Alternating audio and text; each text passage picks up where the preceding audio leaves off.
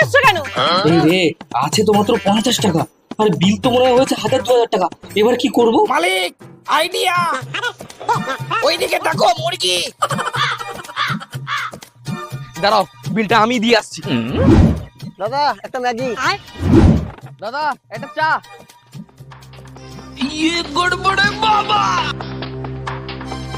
लेकिन एक सेकंड। দাদা টাকাটা কিন্তু প্রথমে আমি দেখেছি। কিন্তু তুললাম তো আমি আগে না। টাকাটা না তোমার না আমার, টাকাটার আসল মালিক রেস্টুরেন্ট।